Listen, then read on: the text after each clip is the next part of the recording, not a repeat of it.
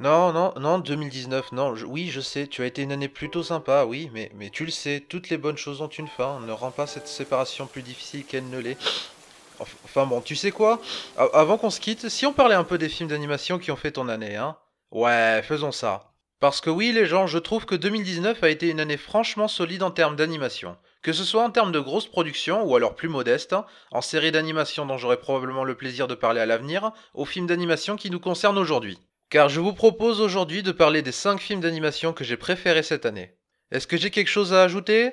Bah non, pas tellement. Gardez simplement en tête qu'il s'agit là de mon classement personnel, et honnêtement il n'est pas définitif. Non seulement il me reste des films à voir, mais le classement a toutes les chances de varier un jour ou l'autre dépendant de mon humeur. Mais bon, sans plus de cérémonie, plongeons dans le classement. PS, veuillez pardonner la voix nasillarde, j'ai été un peu malade pendant l'enregistrement. Numéro 5, Klaus. Non, pas lui, le film Klaus, voilà. Dites ce que vous voulez de Netflix, ça a beau être souvent l'occasion de voir des films tous plus inintéressants les uns que les autres sortir à l'appel, ainsi que des fois même du gâchis de grands noms, mais ça peut être également l'occasion de ressusciter des projets qui étaient voués à l'enfer du développement. En l'occurrence, Klaus est un film qui se préparait depuis des années, qui avait eu droit à un petit teaser en 2015 d'ailleurs, alors que le film était encore à la recherche de financement, qui n'a pas trouvé. Évidemment, les studios à qui ce projet a été proposé ont trouvé ça trop risqué, tout ça tout ça. Et là intervient Netflix pour redonner vie à cette production, et qu'est-ce que ça en valait la peine. Klaus s'impose comme un des films de Noël les plus réussis de ces dernières années, et tout en lui respire un certain savoir-faire qui donne un ensemble absolument bourré de charme. Ce film est centré sur Jesper, le fils paresseux et sans ambition dans la vie du patron d'une grande entreprise de facteurs, qui se retrouve contraint par son père, afin de lui enseigner le métier à la dure, de récolter en un an 6000 lettres sur une île glaciale coupée du monde. Une île délabrée et régie par une guerre entre deux clans qui dure depuis la préhistoire. Littéralement. Et lorsque Jesper fait la connaissance d'un vieil homme vivant en ermite déposant des jouets dans les maisons d'enfants qui lui envoient une lettre, il voit l'occasion de rassembler les 6000 lettres réclamées pour remplir sa mission. Klaus revisite donc le mythe du Père Noël à sa manière, et il le fait avec tous les ingrédients qu'il faut pour un film de Noël bien chaleureux, mais il apporte aussi sa petite touche personnelle. Ce film est hilarant pendant toute sa première partie. C'est enlevé, c'est bourré de personnages fun aux interactions tordantes, c'est très bien rythmé tout en étant bien vif, j'ai ri de bon cœur pendant un certain moment donc. Mais ça n'empêche pas non plus Klaus de viser en plein cœur dans une démarche aussi polyvalente qu'elle n'est pas anodine. L'on pourra reprocher le côté balisé du scénario, et à vrai dire ce n'est pas complètement mensonger, c'est très facile de voir comment vont progresser les choses et quels clichés seront employés, mais à mon sens c'est le cas du film qui prouve qu'une excellente exécution d'un scénario déjà vu peut bien valoir tous les twists chiamaliens du monde. Car Klaus a compris que pour que ça marche, il faut des personnages bien vivants, aux personnalités et aux interactions qui fonctionnent, et on est bien servi de ce côté puisque ce fut un grand plaisir de les suivre au cours de cette intrigue. En plus, le film arbore une magnifique animation, apportant une belle bouffée d'air frais à l'ère du tout à l'animation 3D. Le tout est très expressif, dynamique et pourtant vraiment fluide. Les angles sont chouettes, les designs sont très réussis, et on a pleinement l'impression de voir une animation 2D qui s'est adaptée avec son temps. Non seulement ça, mais comme je l'ai dit, si la première partie du film est très drôle, la deuxième, revenant au bon sentiment typique des films de Noël, montre que ça marche toujours quand c'est bien exécuté. Et donc la deuxième partie prend le soin de se reposer un peu, sans complètement faire l'impasse sur l'humour heureusement, et puisque les personnages ont bien gagné en attachement tout le long du film, c'est facile de se sentir investi pour eux. Le tout est parsemé d'excellentes idées, notamment la principale en apportant son explication personnelle sur le mythe du Père Noël, dans un univers où Noël existe déjà d'ailleurs. Ça occasionne non seulement des éléments drôles, comme l'origine de la fameuse liste des enfants passages, mais aussi beaucoup de tendresse. Et pas de morale consumériste, puisque si au début les enfants font leurs bonnes actions surtout dans l'optique de recevoir des cadeaux, le but est surtout que chacun s'ouvre aux autres et redécouvre les joies du vivre ensemble. La principale morale du film, mentionnée quelques fois dedans, étant que les gestes désintéressés en entraînent toujours d'autres. Ce qui est cohérent avec le principe du Père Noël qui livre ses cadeaux aux enfants sans arrière-pensée bénéfique pour lui. Sinon, peut-être que, pour chipoter, Klaus survole une ou deux pistes qu'il évoque comme j'espère qu'il se sent jaloux de la popularité du Père Noël, alors que c'est lui qui assure la livraison périlleuse.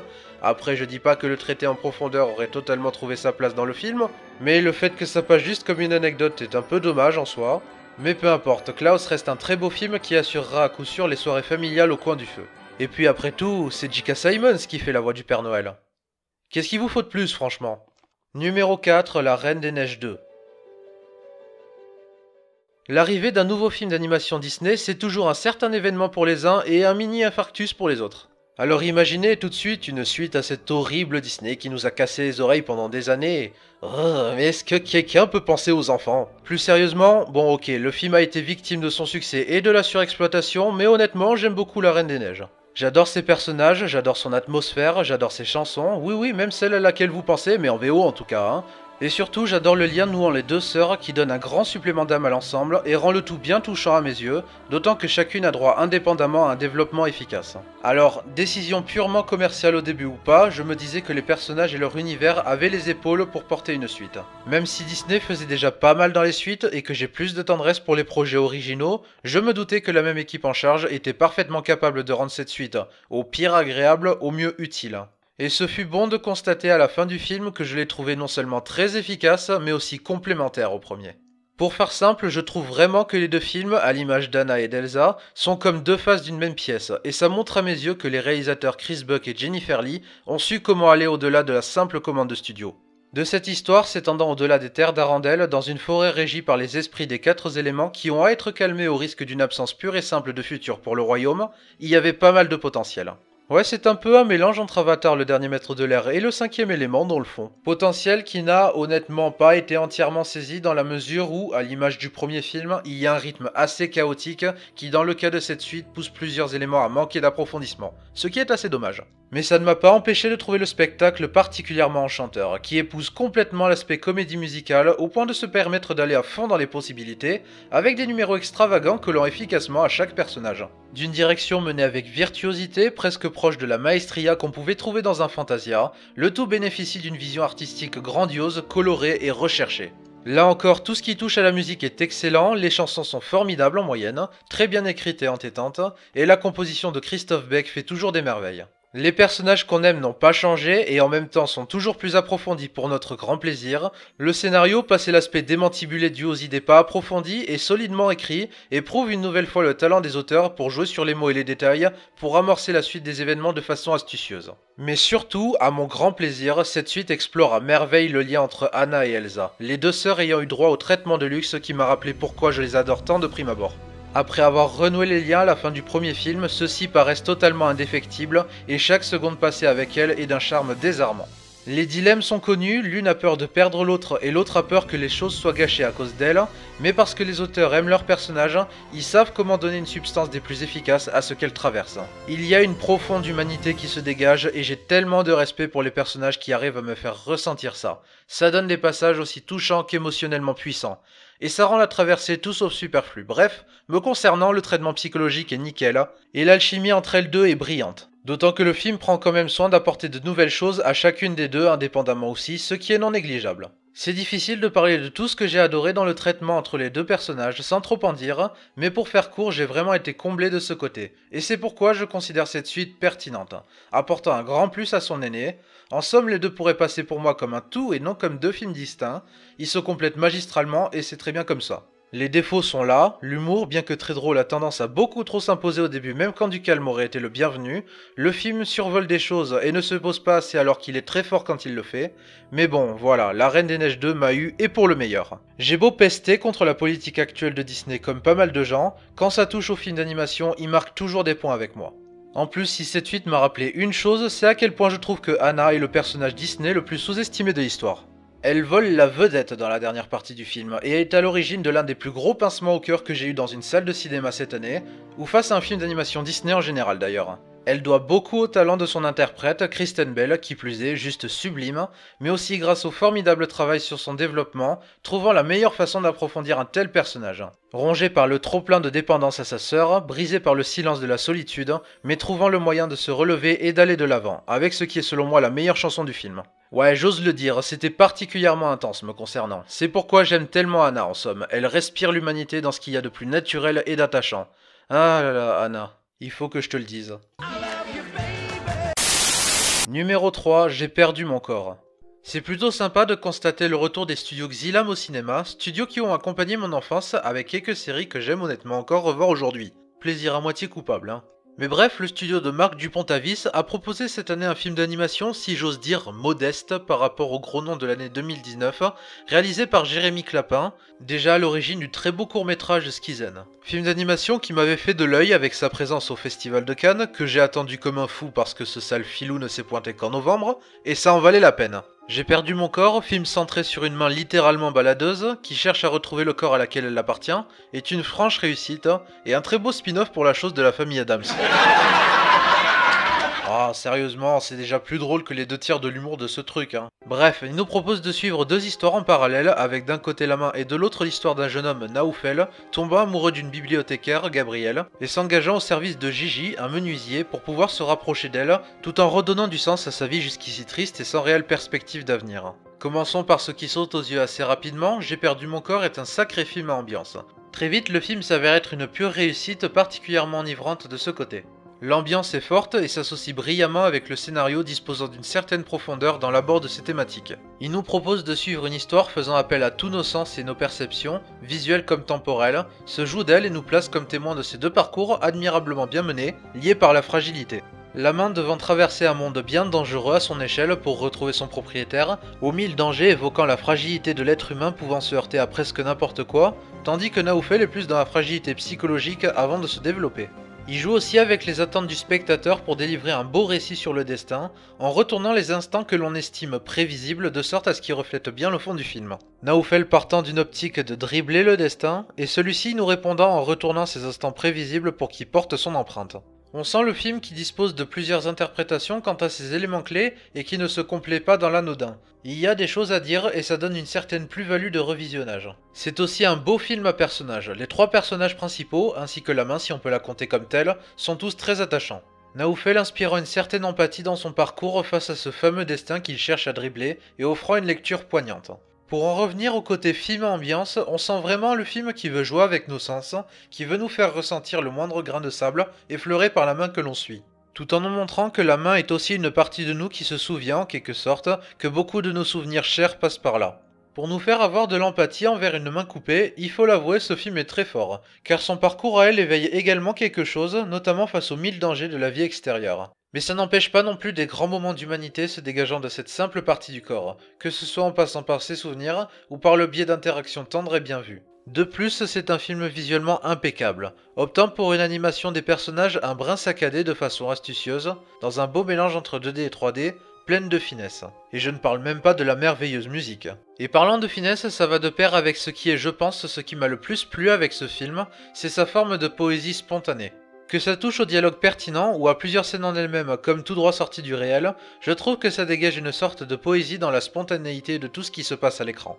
On a quelques artifices notables mais rien de particulièrement perturbant, le tout restant bien touchant et s'inscrivant parfaitement dans une forme de réalité. Et de cette relation entre Naoufel et Gabrielle, bénéficiant de grands moments comme leur première rencontre par le biais d'un interphone, laissant libre cours au naturel des deux personnages pour mieux les coller ensemble, on en sort bien touché, voire même grandi. Les derniers instants proposant une idée forte que je ne spoilerai pas dans ma grande bonté, mais bref, dans l'ensemble, J'ai perdu mon corps est une très belle réussite. Et un film pareil, moi, je l'applaudis des deux mains.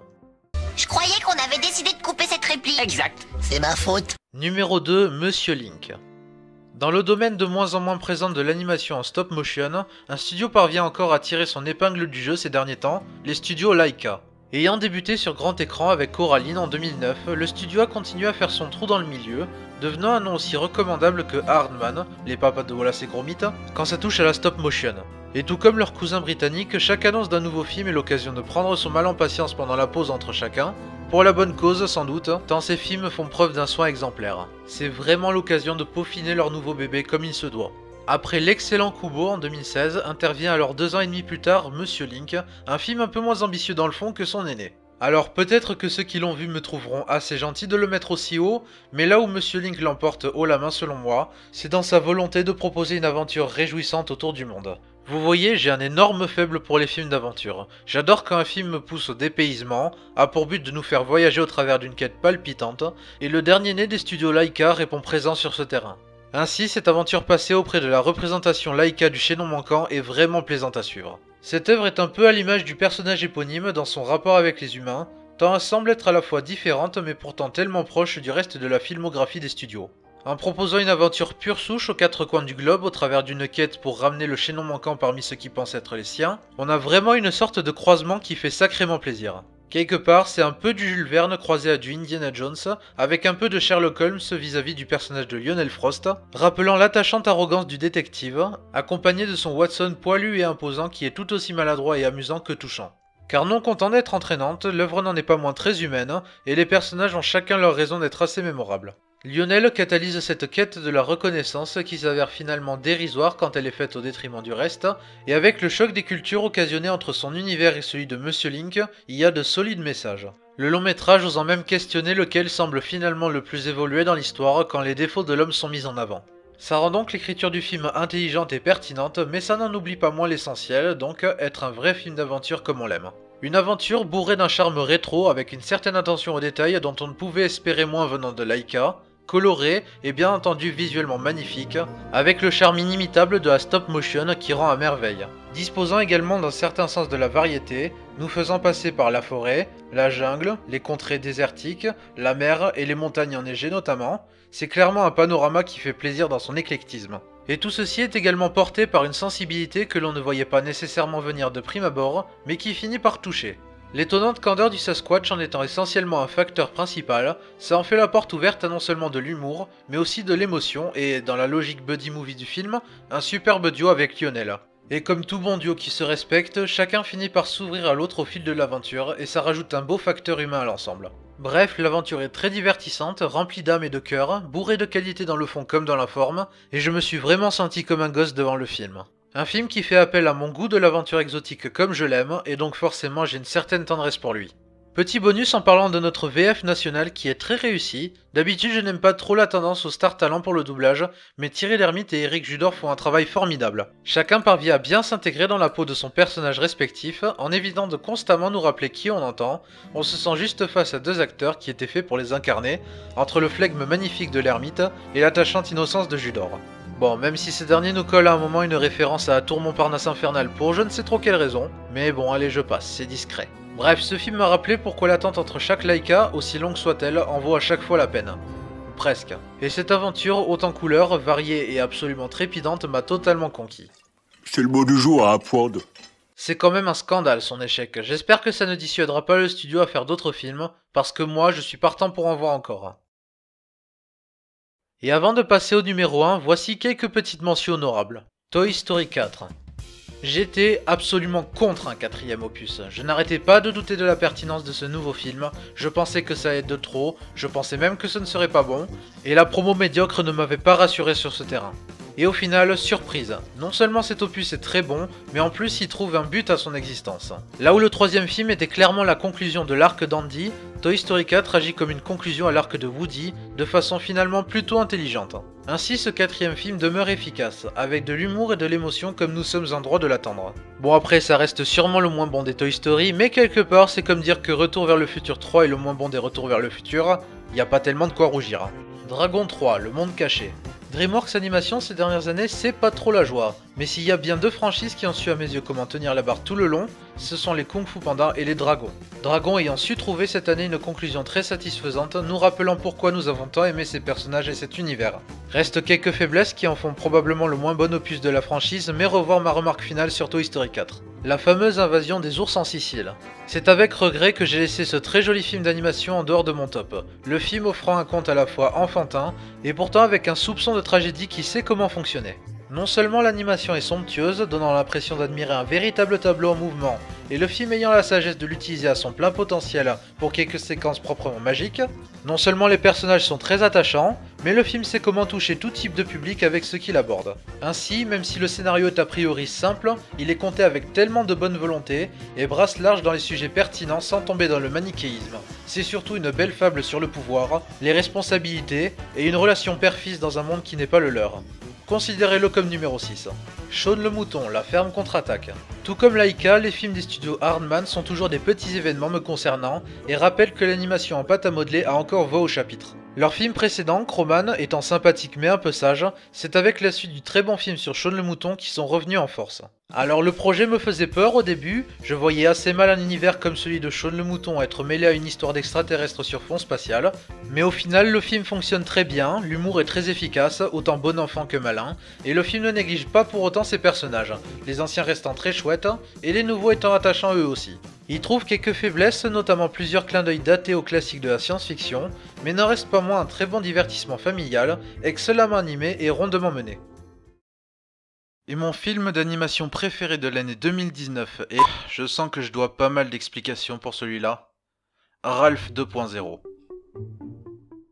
Ouais, le film d'animation Disney, déjà mettre un film d'animation Disney en numéro 1, Nick a vendu son âme au diable. Le film d'animation Disney, donc, qui a souvent été décrié comme une vulgaire promo pour internet, ne faisant rien de plus que le mettre en valeur au détriment du reste, sans évoquer les défauts, ou au mieux très maladroitement. Le film d'animation Disney pourri par le fanservice, une suite juste destinée à faire du pognon, un simili Emoji Movie ou Ready Player One, plaçant des marques pour s'en mettre plein les poches ou que sais-je encore.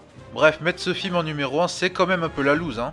Eh bien si je vous disais que personnellement je trouve que ce n'est pas qu'une simple promo pour internet, que ça sait comment avoir un esprit critique, et qu'en plus c'est un excellent prolongement de la relation entre Ralph et Vanellope.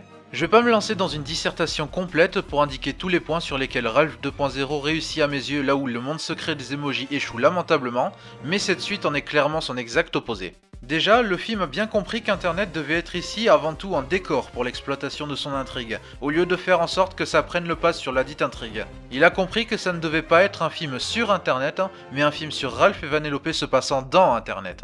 Là où le film des emojis se contentait d'une glorification des plus douteuses du smartphone, l'approche de Ralph 2.0 est plus similaire de celle d'un Ready Player One, qui évitait bêtement de tomber dans le jugement hâtif et préférait mesurer le pour et le contre. C'était encore un peu timide dans le film de Spielberg, mais je trouve que c'est encore plus poussé ici, tapant là où ça fait mal et là où il fallait taper, sans partir dans le discours manichéiste en mode Internet c'est tout noir et ça donne rien de positif, qui aurait quand même été assez hypocrite. Car si certaines personnes pensent que le film ne signale rien de mal à propos d'Internet, je leur conseille de gratter plus loin que la surface et d'observer ce que cette visite apporte aux personnages principaux. Il y a des moments qui touchent juste de ce fait, que ce soit plus démonstratif comme une scène avec Ralph visitant une section de commentaires, ou plus subtil comme l'influence d'un lieu de tous les possibles comme Internet sur nos deux personnages. Ralph étant la preuve vivante, si je puis dire, de jusqu'à quel point Internet peut faire ressortir ses insécurités à un point destructeur, quant à son amitié envers la seule personne le considérant comme un héros et donc la personne dont il est le plus proche. Qui plus est, Ralph passe par tous les mauvais travers, se réapproprie les créations d'autrui pour cumuler de l'argent, gagne plein de followers, mais paradoxalement, ça le fait se sentir encore plus seul, et ça l'éloigne de sa vraie amie, jusqu'à en venir à une destruction symbolique de par ses insécurités. Et tout cela alors que son but était de conserver son amitié avec Vanellope, telle qu'elle est à la base. Le point du film étant qu'Internet n'est ni bon ni mauvais, mais que c'est son exploitation par ceux qui s'en servent qui fait la différence. Et ça, je trouve ça bien plus mature que le bête discours condamnant Internet sans aucune réflexion.